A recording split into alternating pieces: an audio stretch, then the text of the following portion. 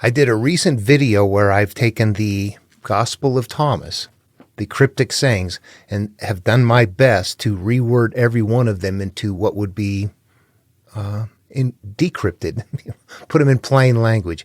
And what we come up with is interactive steps for self-healing. I'll post a link to that video below. But I came up with that process for interpretation in understanding teachings from the Buddha, from the Dhammapada, learning how to interpret that. And this didn't have the baggage of a religion involved in it. This was something that I knew right off the bat that it was about me. I'm supposed to find a way to interact with this material right here. Make it about me. My name is Dan Paulson, everyone. Welcome to the video. I better say that before I go off and just forget about it.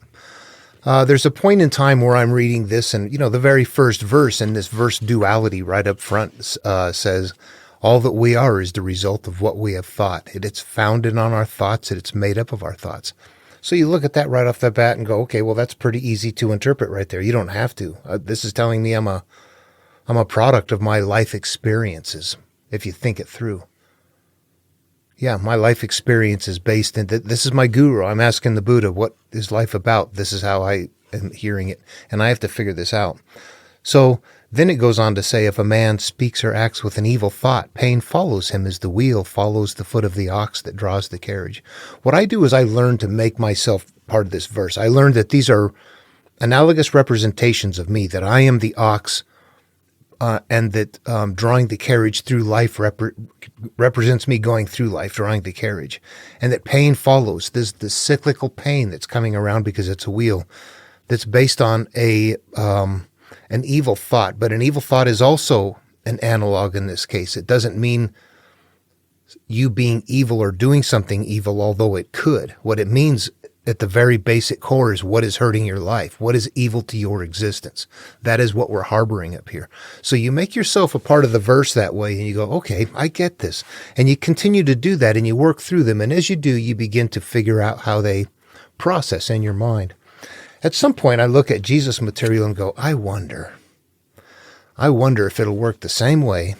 However, they're just using different analogs. Instead of being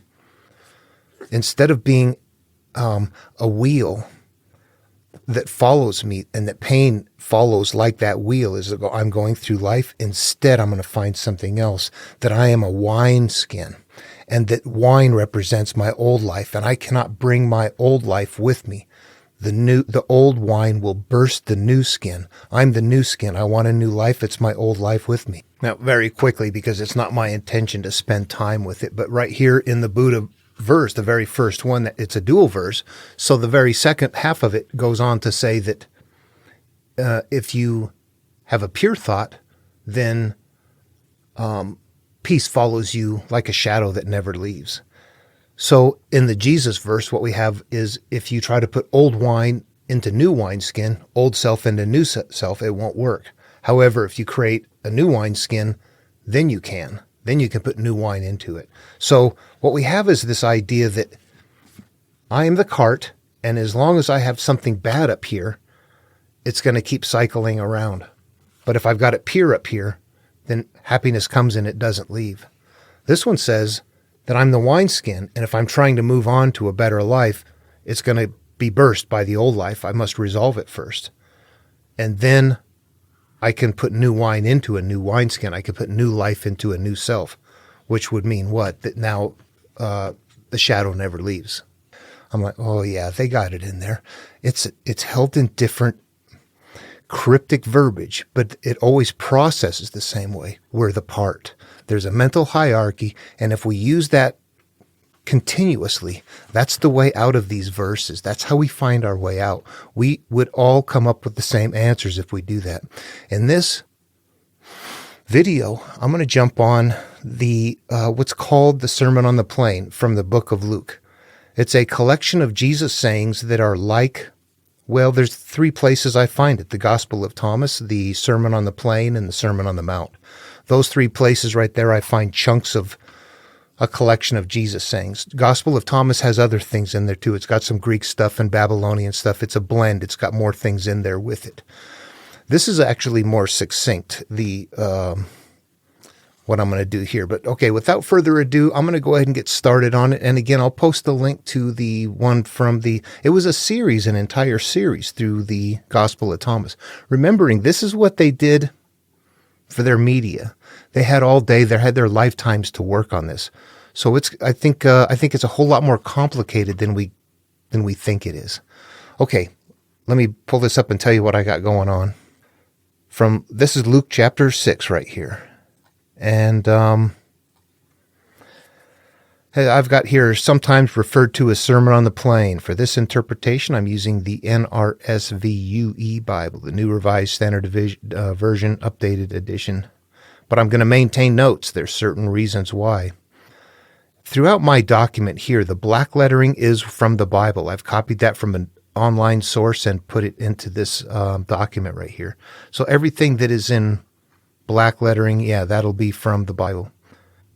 Let's see, the black lettering, that primarily constitutes the line of verbiage to set up the cryptic answer. The red letter comments are in here are attributed to Jesus. They contain the cryptic lessons we need to interpret. If you've got seen a King James Bible or any other Bible with a red letter edition, that's what I've maintained that in here so it's easy to pick it out. The blue are all the comments that are added to the Bible. They don't belong to the original source. The large blue, bold font is from the translator. That the questions about the Sabbath, these are blocked out by this translator, which I like. These do not occur in the King James version of the Bible.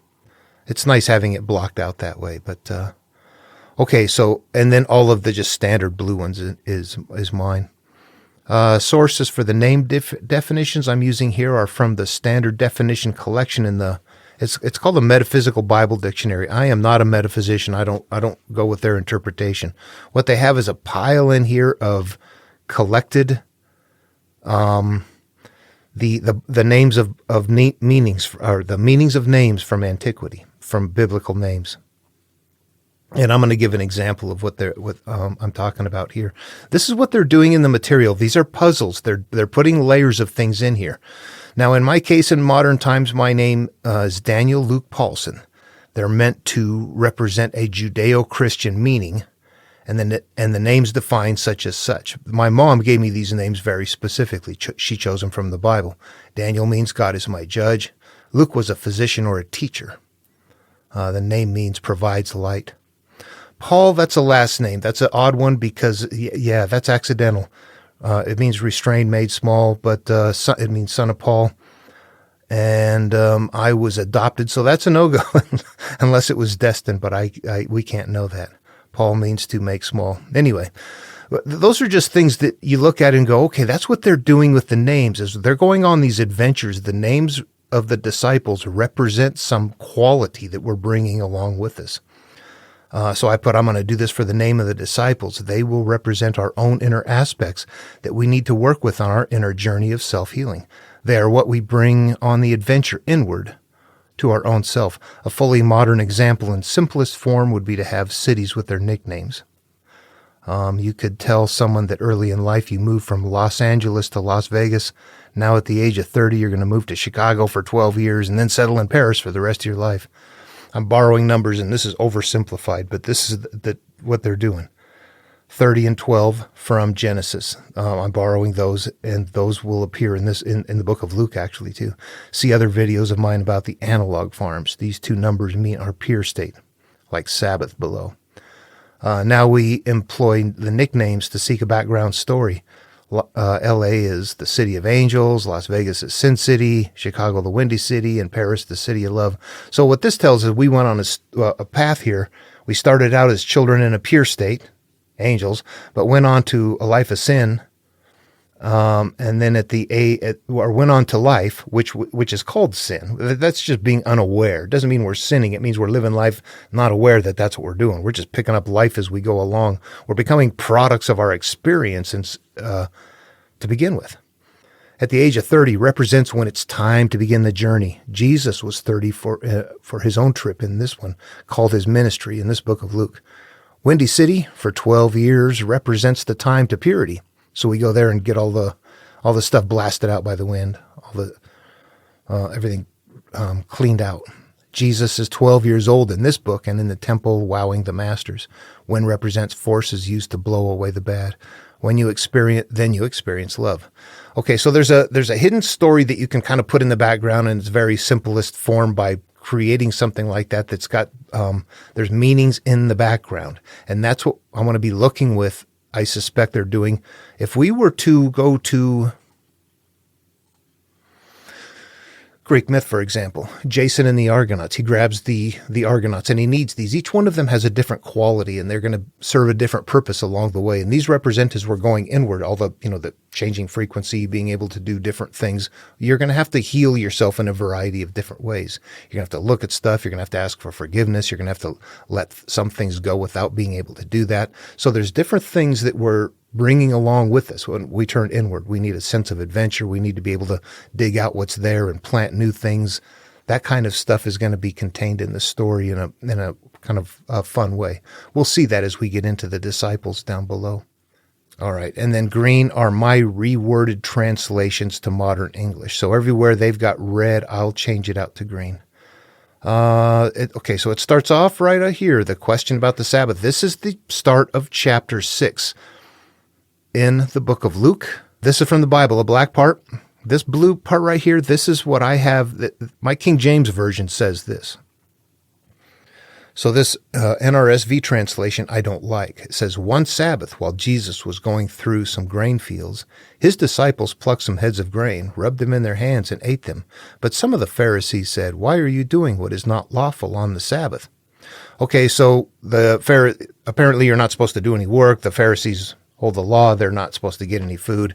So that's a physical sort of a thing. What was changed out is what it originally said is on the second Sabbath after the first. So this is a second Sabbath, which is interesting because that's a clue that we can have when we start. Well, we'll get to it, actually. Let me get there. Jesus answered, have you not read what David did when he and his companions were hungry, how he entered the house of God and took and ate the bread of the presence, which it is not lawful but for any but the priest to eat, and gave some to his companions. Then he said to them, the Son of Man is the Lord of the Sabbath. This right here is crucial. The Son of Man is Lord of the Sabbath. That's telling us what the Son of Man is, because we know what the Sabbath is. Let me move ahead, and this is kind of a big thing. The second Sabbath after the first from the King James Version. This is better. Someone may have thought they were grammar correcting, but the second Sabbath after the first is important. We started out on a Sabbath or a day 7 from Genesis. That was naked, unashamed in the garden point of time in our life. And now we want to return there. So we started out with mental peace, and now we want to return to that mental peace, also known as the kingdom of heaven or God's kingdom. So that idea on the second Sabbath after the first, yeah, that's a good idea. If it's not there, we still know the Sabbath means this down here. The Sabbath is going to be that day 7. Keep the Sabbath, keep that day 7. Okay, the Son of Man is the Lord of the Sabbath is a critical definition for us. The Son of Man is a common term, and we need to know how that term defines in the psyche as a mental facet of who we are. This will set up our ability to interact with the upcoming verses as we interpret them. This is, if we know what this part is, when we are mentally thinking things through, we adopt this thinking space. That'll emerge as we move along. We find this by defining Lord of the Sabbath. Lord is the one in control, having power. Sabbath harkens all the way back to the initial Abrahamic teaching from creation in Genesis, day 7. This is common in Abrahamic monomyths. Day 7 is parallel to the second creation myth in Genesis 2, which covers the 5 rivers and ends with Adam and Eve naked and unashamed in a place of bliss prior to first sin. That for us is a happy mental place that we existed in before we began to experience and judge our life. That would be first sin, thus becoming a cause and effect human through our experiences. Yet we become products. We made agreements. Agreements, there you go. See the 4 agreements, Don Miguel Ruiz. That's what we're doing. We're judging life. We're deciding and hearing and becoming. Sabbath is the point of inner peace or kingdom of heaven, which is a mental state we lived in as those children and now wish to return to. That was before we began making those agreements, before we were being told what to do and how to be and how we had to be and what the structure was. The first sin is the same as the first agreement. Therefore, the Sabbath is inner peace, the kingdom of heaven, that child state. The Lord that is us on our inner healing journey as we achieve mystery of working with all involved in our inner peace. I'll have to reword some of this. We face our fears instead of trying to hide them.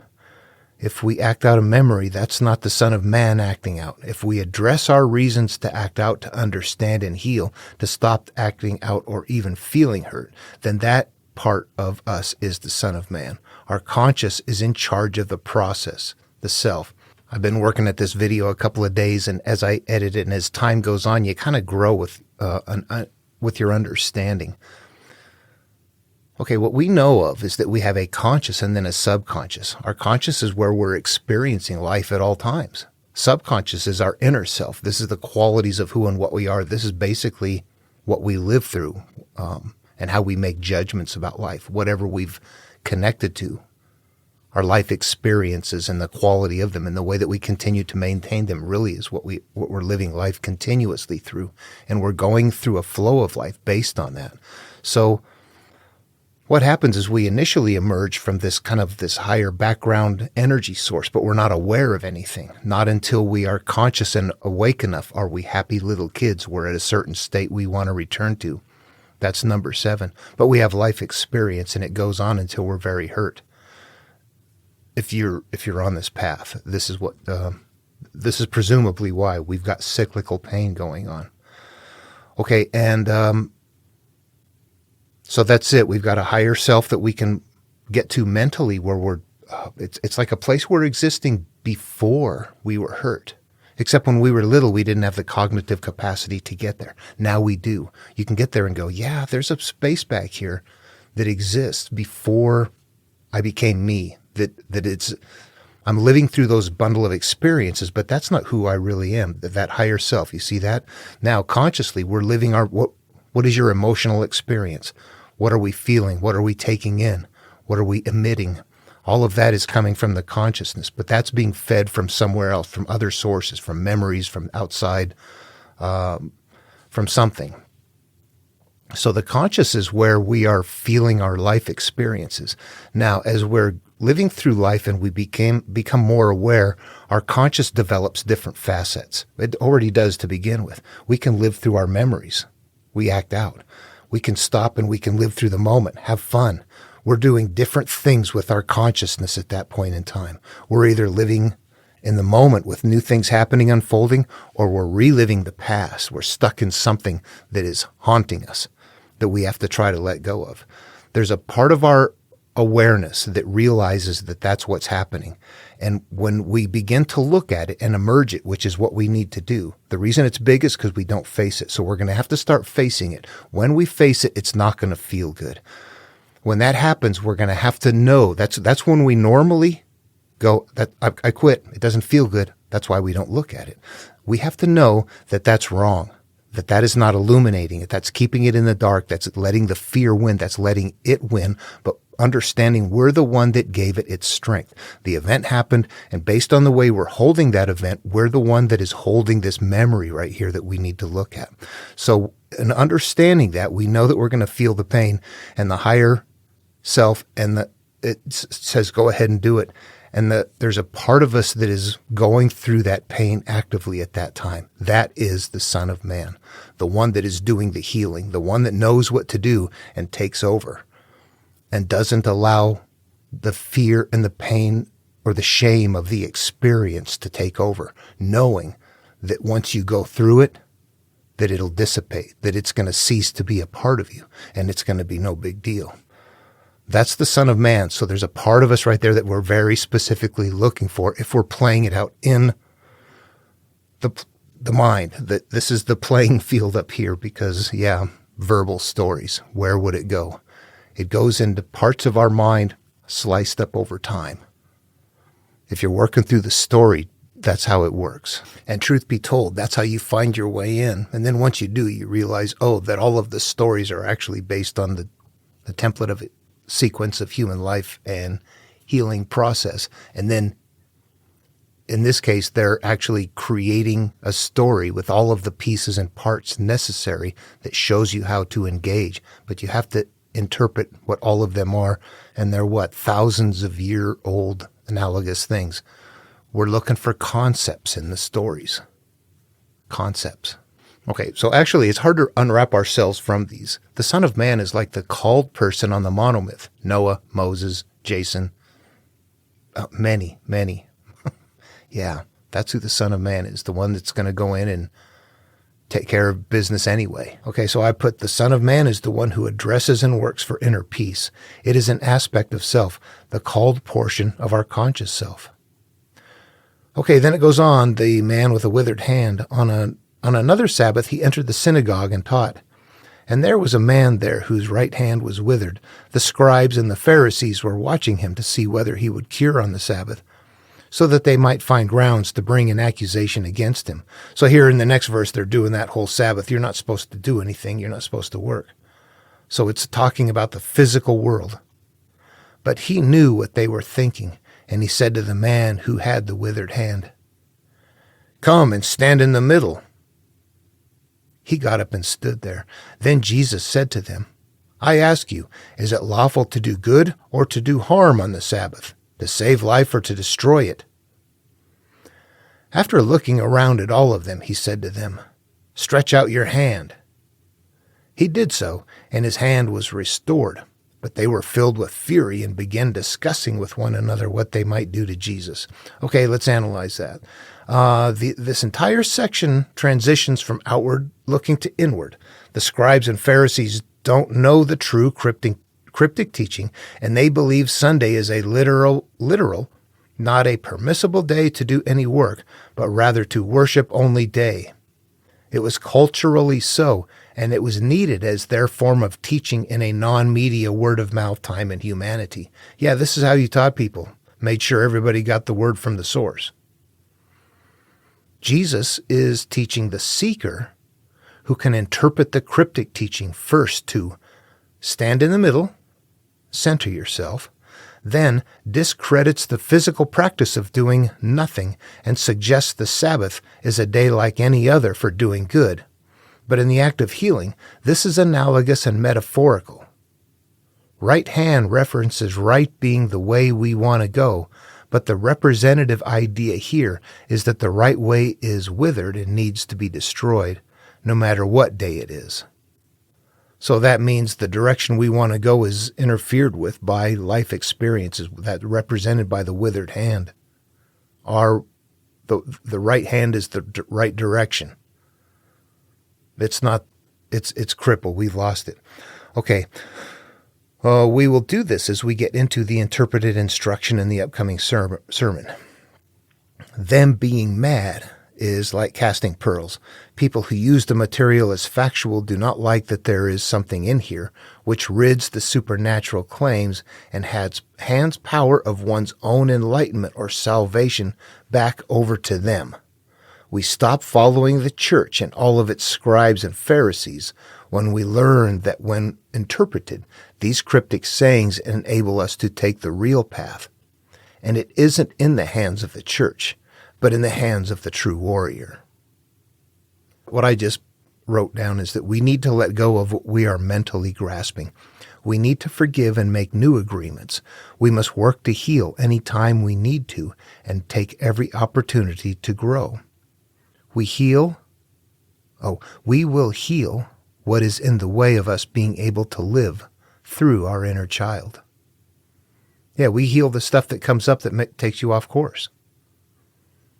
When it happens, you go, okay, let's stop and fix this. It's going to keep happening otherwise. Okay, now goes on. This is where we start looking at the names. Now, during those days, he went out into the mountain to pray, and he spent the night in prayer to God. And when he came, he called his disciples and chose 12 of them, whom he also called apostles. Simon, whom he named Peter. Okay, so it goes through them. And I've just started trying to define the name. Simon changed to Peter, to Andrew, I want to say 12, of course, is being used elsewhere in this document. 12 is one of the numbers in the analog form. The fact that there are 12 disciples or 12 tribes, 12 12, 12, 12. 12s are common like 3s and 7s, and they're all meant to represent the same point. It's an analog developed process in Genesis through these repeating names and numbers, this kind of cumbersome looking thing. I've got other videos up on it. But yeah, in this case, 12 qualities means 12. 12 is a good thing. 12 is what you want. 3 is what you want. 7 is what you want. All of them are analogs for the same point, the Sabbath. The Lord of the Sabbath is the one who's going to get us to this pure state. Those analogs are very specifically Abrahamic material, which is exactly what this is. It follows a lineage. So just to jump on Luke, you see some things. But to know previous material, you would know that there's something more going on than what you see on the surface. They're repeating the same process over and over in the background by throwing in just different analogs along the way. There's a pattern in the back if you can see it. I apologize for the goofy deviation, but sometimes you just have to stop for a second and say, here, look what I mean. Okay, as I go through and I just do a word search through the book of Luke, and this can be variable between different versions. It depends on who did what, so I want to be careful with these. But just in an initial look right here, 3 is one of my numbers. 7s and 3s are developed on day 7, when 7 is said 3 times in Genesis. And what we have is wisdom of the righteous is said 3 times, wisdom of Saul. Oh, wisdom of, and wisdom of. Each one, the wisdom of is said 3 times. 18 is said 3 times, John the Baptist and virgin. 7 times we have power of, Elijah, the Most High, the Spirit, the Lord, the enemy of the darkness, God. This might seem weird to you. 10 times is an analog, it's said 7 times. 12 is an analog, it's said 12 times, as so is wife. Son of 25 is an analog. All of these are developed early on in Genesis, but if you look through, you see that they're repeated throughout the book this many times as well. So it's like creating this almost like a network in the background of numbers and names that add up, that continue to link it together. And that's the stuff you start seeing. But they had it memorized. We have to do searches to see it. We're kind of at a disadvantage. They got the drop on us. They had a lot more on the ball than we do with this material, honestly. This is strong understanding and righteous. This is strong and understanding. Peter to Simon. So it got changed. So it went from strong understanding and righteousness combined. James, son of Alphaeus, supplanter, supersede, uproot, replace. Alphaeus changing. So this is like a wish to become anew, plant new seeds. Philip, lover of horses. I don't know what that means. Bartholomew, son of the furrow, prepared for seed, prepares the ground for new seeds. We skip a few more. That twin, that just helps probably spread it around. You can branch this material from Thomas and whoever listens to Thomas. So you have another source of this material that you can spread around. James, son of Alphaeus, the name stands for supplanter. And then changing, wish to become, plant new seeds. Simon, he has heard, hearing, hearkness. Listen and heed, be aware. Judas Iscariot, traitor Jesus to the Romans. I'm uncertain about this one. I think Judas was a good person in the end. I think it's a good story element made to sound bad. Because Jesus died, but Christ rose. This represents a rebirth happening. 3 days in the tomb is equal to 40 days of reign on the earth. This is about us and what it's taking for us. So we want that to happen. This is a rebirth or a healing step we need to take. It represents an iteration of our own spiritual growth. So wouldn't you want Judas to say, there he is? Yeah, that led up to the, now I'm going for it. That's kind of like the last straw that broke the camel's back. And you go, that's it. I'm going to turn inward for healing. Anyway, okay, he came down with that. We're getting it set up. I'll just jump right into it. Well, no, let me read that, see if there's something there. He came down with them and stood on a level place. So he came from an elevated place down to where everybody else is, with a great crowd of his disciple and a great multitude of people, all from Judea, Jerusalem, and the coast of Tyre and Sidon. They had come to hear him and to be healed of their diseases, and those who were troubled with unclean spirits were cured. And everyone in the crowd was trying to touch him, for power came out from him and healed all of them. I'm not going to look at that as a real a thing, that there's something else in there. It's setting this up, though. Let's just go into the red. The red is the cryptic teaching. And you know what? I'm not very clear on this.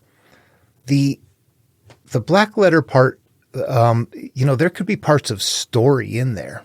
There definitely will be, and it's worthy of really going into it and getting rich deep into it. But at the very core, there is a base teaching that is in here. And that is observable in Jesus's comments. If this Sermon on the Plain right here is an entire complete work, the rest of it is what? A carrier for the story. So all of the black lettering, think of it this way, all of the black lettering here is the ark, the carrier. And the red lettering is what is inside of the ark, but only if you interpret it. Think of it that way. Then he looked up at his disciples and said, "Blessed are you who are poor, for yours is the kingdom of God." All right, kingdom of God is happiness and is available here now. Poor is devoid of.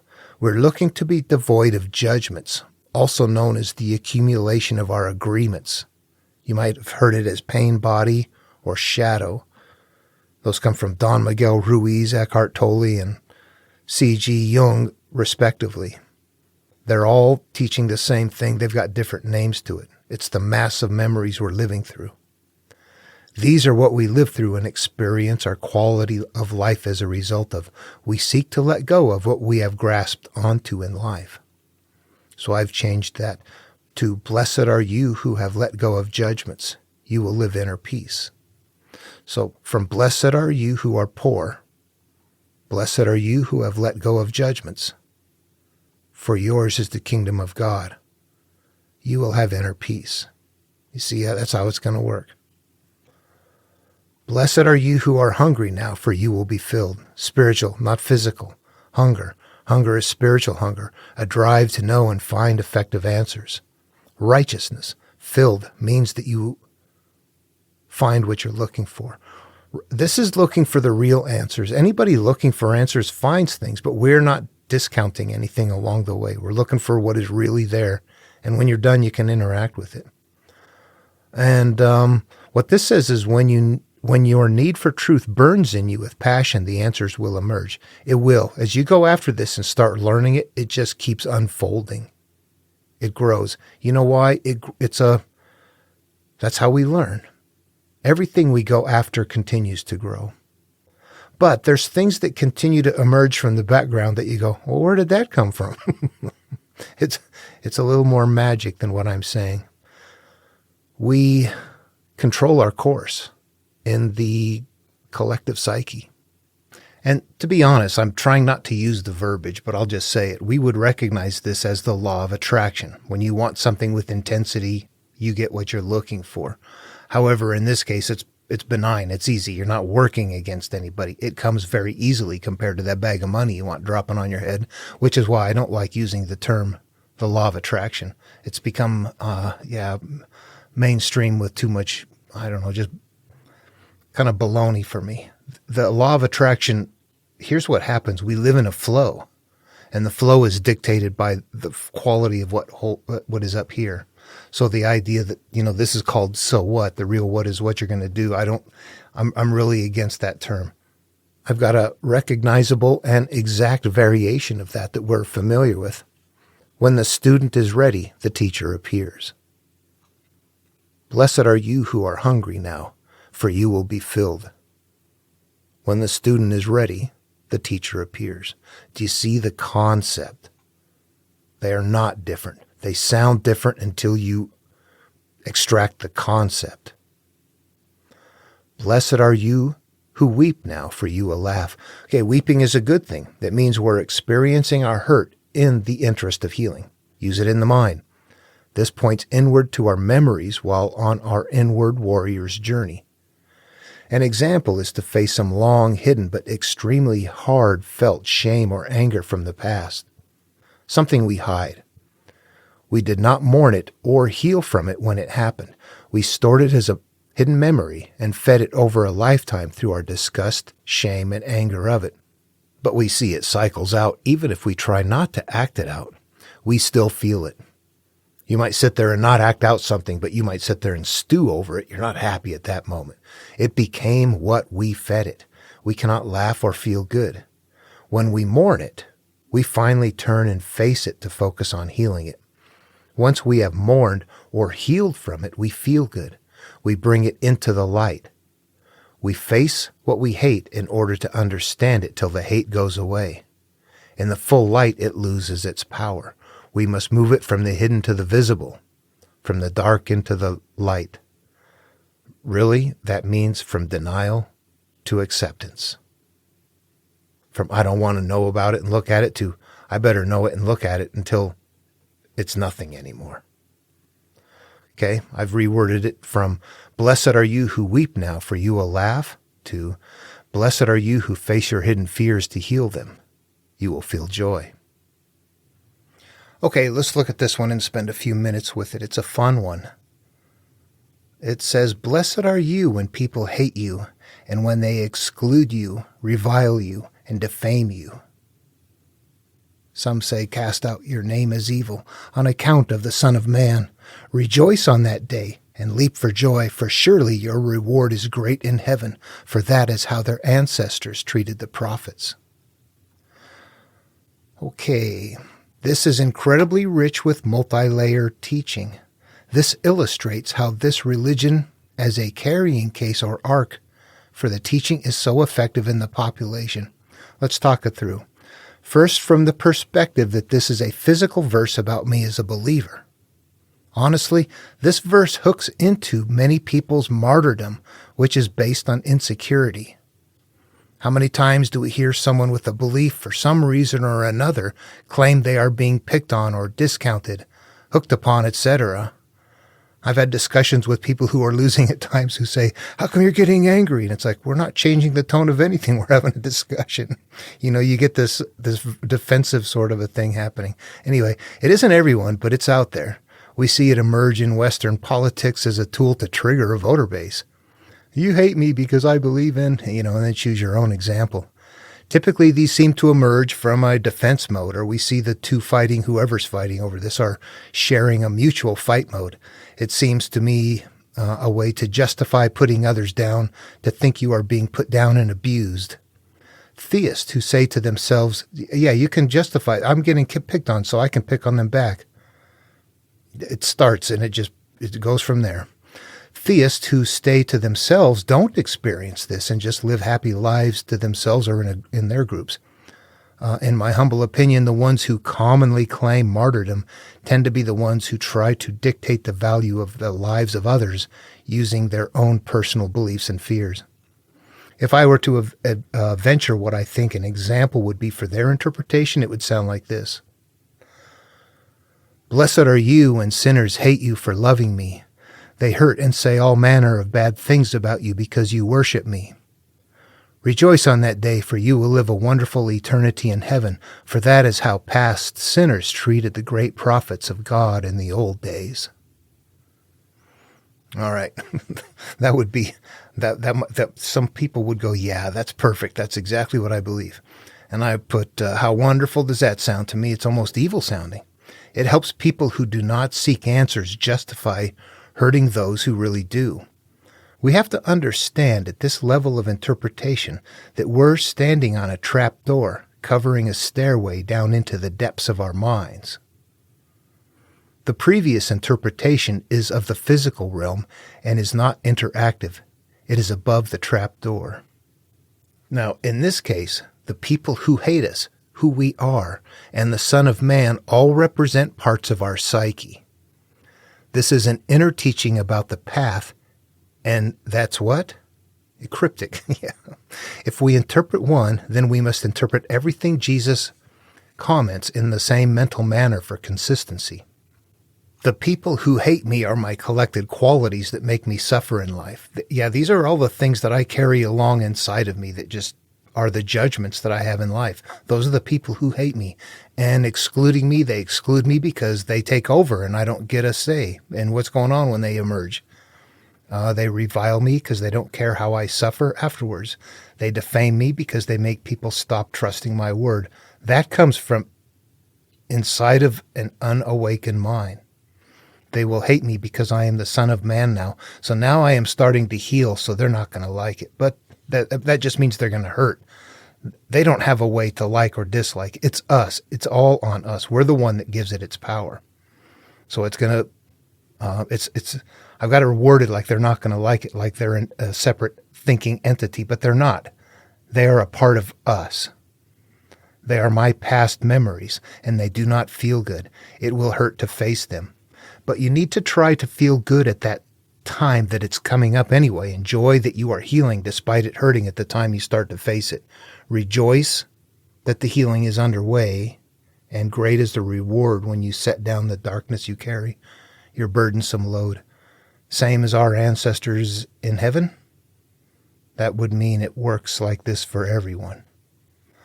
So I've changed this. What did it say to begin with? Blessed are you when people hate you and when they exclude you, revile you and defame you on account of the Son of Man. Rejoice on that day and leap for joy, for surely your reward is great in heaven, for that is how their ancestors treated the prophets. 2. Blessed are you when undergoing the inner turmoil of facing the issues that hurt your life as well as the lives of those around you. Take heart, you will emerge better for it and feel good. This is how it works for anyone at any time on the path. Then woe to you who are rich, for you have received your consolation. Okay, this starts becoming a dual verses. Combined with above, they were split up to obscure the technique. Combined, they would look like this. If you took the one above and this one down here, blessed are you who are poor, for yours is the kingdom of God. But woe to you who are rich, for you have received your consolation. You see that that's going to happen between the verses up there and down here. They've split up the first 4 or 5 of them. Okay, and I said compare this technique to Buddha's Dhammapada, the first section, the dual verses. The difference is that the duality is spread out here. Yeah, they don't put one, if this, then that, if this, then that. Okay, those are weird things to say. Those are some of the stuff I see in the background going on. What I see is if-then statements here. And instead of it being if-then, if-then, if-then, like a dual statement, if this, then that, if this, then that. It's like if, then, which looks goofy to me. It followed standard logic. It was just misstated. Above, poor was good. It was good to be poor in spirit. So here, rich must be bad in a duality contrast. Rich means we are full of our judgments or our agreements with the world, the past, and our continual judgments of the memories. We need to resist the idea that this means rich people don't get anything. Again, that's a physical interpretation, and it doesn't make sense. Open the trap door and go into the depths with it. Change the analogs rich to what they mean in the psyche. Rich means full of, clinging to, and possessing many things, blindly so, and living through them. Our mental judgments, agreements, what we have named. They are in control of us. Those many seek nothing else. They live just how they want to. And really, they're just ignored memories. That's why they live the way they want to. I've changed it to woe to you. Well, what did it say? But woe to you who are rich, for you have received your consolation. Woe to you who maintain many judgments. You're getting your resultant life. Okay, next we have, woe to you who are full now, for you will be hungry. I'll stop going on about the whole verse duality up here. It's very prevalent, and I'll combine them actually in the end, and we'll see something different. Okay, let's just go ahead with what I see here. If we know it all, well, let's see here. If we know it all, we can learn nothing. People who do not seek inward are these people. They will never look inward. They are filled up with no room for more. I'll come up with a parable to illustrate this concept of full or hungry in a completely different way. A man had a cup that was overflowing, and he wanted others to partake with him. His simply flowed over. he became irritated that the others would not share in his bounty. The others wondered why he would not swap over to a large barrel like them. Okay, how does this sound? I would rather have a barrel quarter filled than a cup that runneth over. Okay, so these vessels represent us, or more specifically our mind. They just give something to think about, to ponder that through.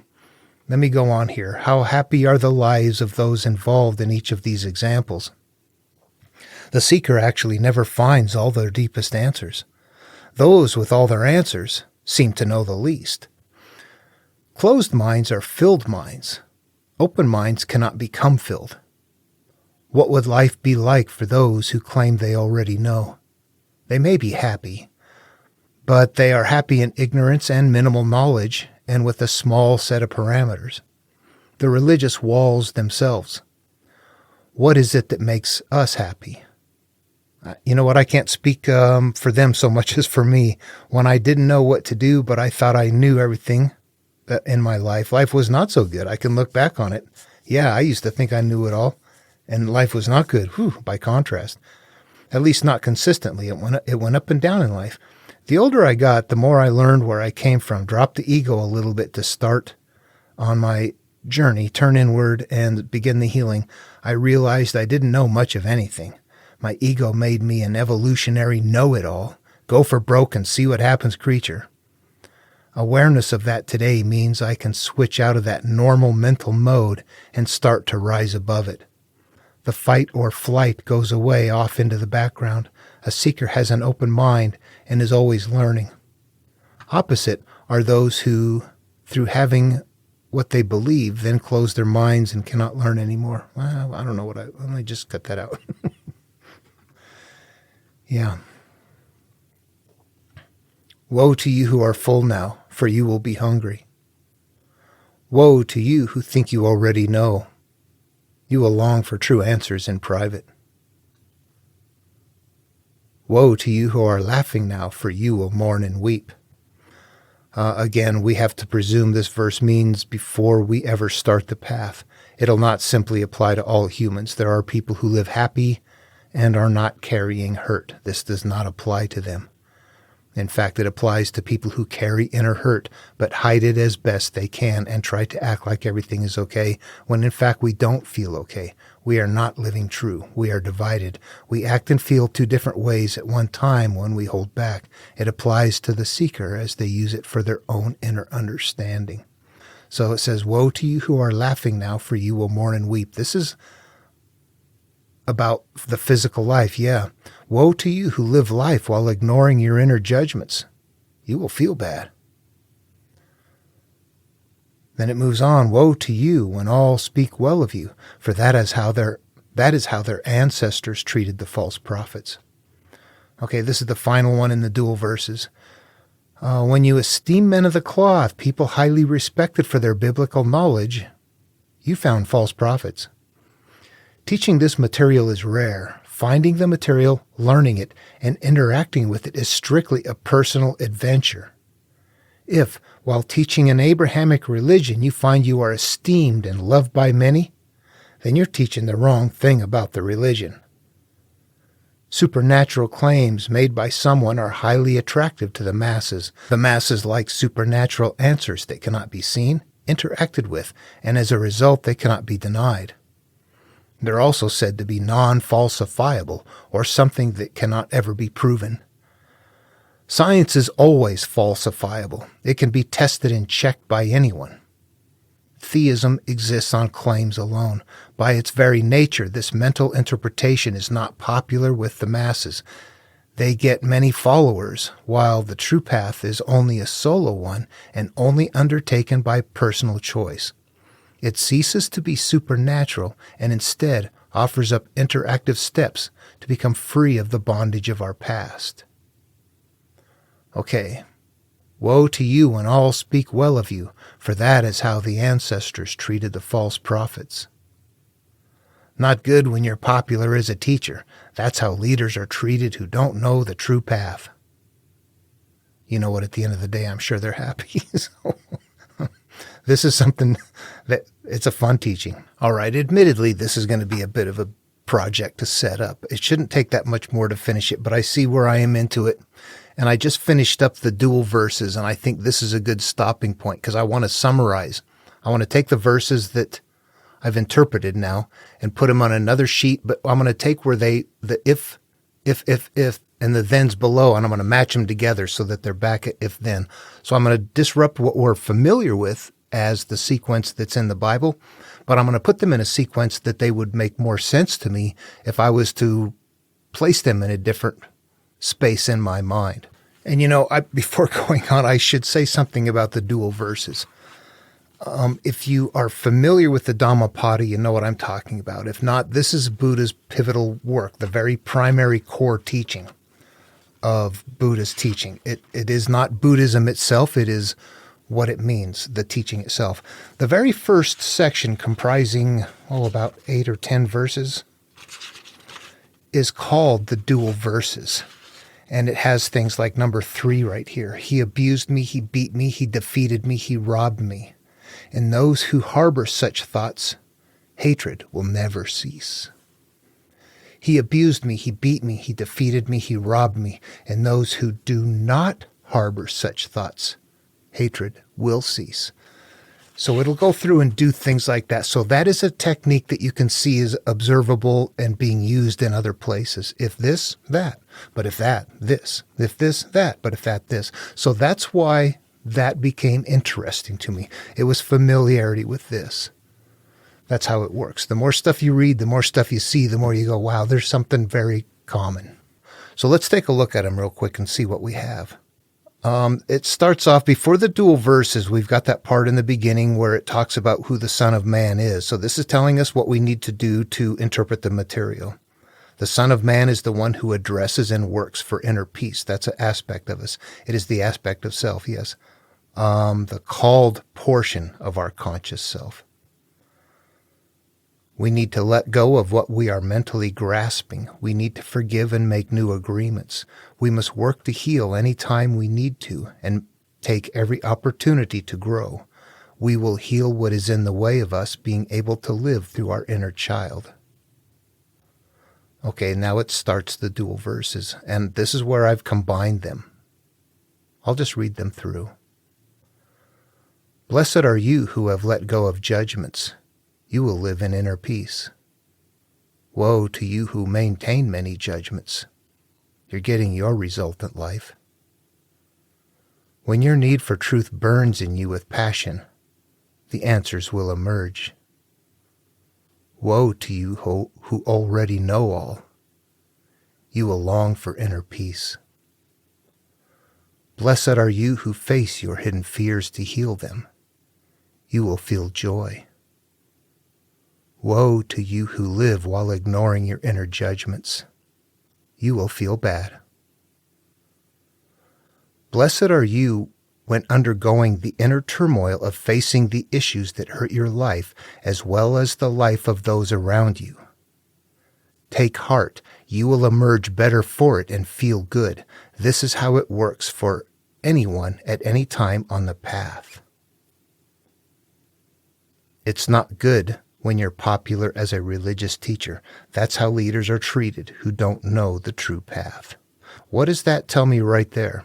That's an admonition that this is an individual, personal, inward path. If you're following somebody on the outside, this is like the Pharisee is like the dog in the manger.